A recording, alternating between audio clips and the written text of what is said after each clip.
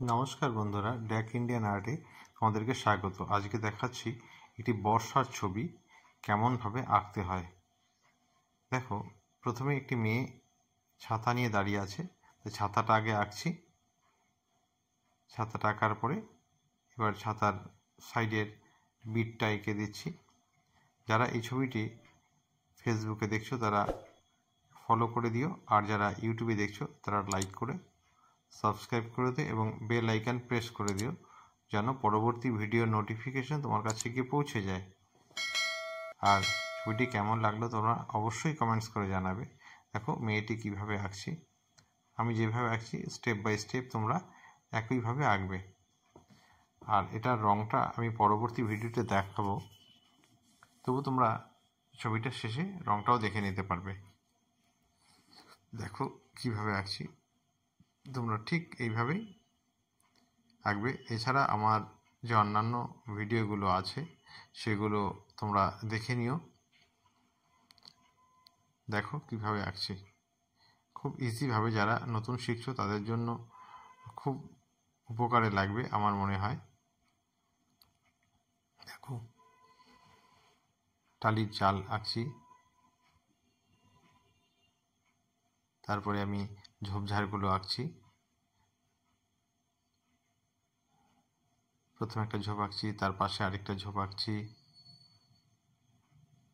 এবার একটা লম্বা করে দাগ দিয়ে দেবে বাঁদিক থেকে ডান দিকে। যদিও বোর্ডটা বড়, আমি ছোট করে আঁকছি। তোমরা যখন আঁকবে তোমার পেজ জুড়েই আঁকবে। আমি বেশি বড় করে আঁকলাম না, এই কারণে ক্যামেরার বাইরে চলে আসবে, তাই আমি ছোট করে আঁকছি।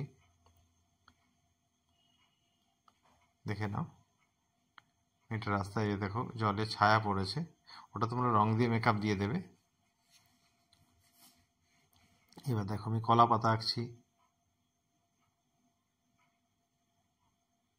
কত ইজিভাবে এঁকে দিচ্ছি তোমাদেরকে, তোমরা নিশ্চয়ই পারবে আমার মনে হয়। দেখো এবার আরেকটা ঝোপঝাড় আঁকছি। দেখো রাস্তার সাইডে একটু উঁচু ঢিবি মতো আছে, আমাদের ঘাস আছে।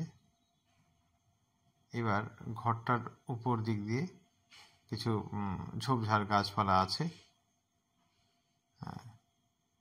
সেখানেও একটা কলা গাছ আছে। কিছু পাতা দিয়ে দিলাম, দেখে নাও কীভাবে আঁকছি। এবার দূরের কিছু গাছপালা এঁকে দিলাম।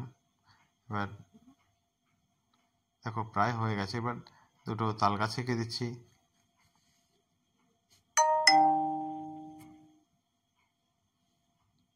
এবার আমি মেঘ এঁকে দিলাম, আঁকা প্রায় কমপ্লিট। এবার আমি চারো সাইডে একটু আউটলাইন করে দিলাম, একটা বর্ডার মতো করে দিচ্ছি। ছবি প্রায় কমপ্লিট হয়ে গেছে। এবার তোমরা দেখে দেখে এটার রঙটা কি আছে এটা করে নেবে। যেখানে যেইভাবে রঙটা দেওয়া আছে ঠিক সেইভাবেই রঙটা করে দেবে তোমরা। ছবিটি তোমাদের কেমন লাগলো, ভিডিওটি কেমন লাগলো অবশ্যই তোমরা জানাবে। এটা স্কেল দিয়ে দাগ দিলে ভালো হতো, যাই হোক আমি হাত দিয়ে কোনোরকম যাই হোক তোমাদের বোঝানোর জন্য এটা করলাম। পুরো ভিডিওটি দেখার জন্য তোমাদেরকে অসংখ্য ধন্যবাদ। ভালো থেকো, পরবর্তী ভিডিও নিয়ে আসছি। Thank you.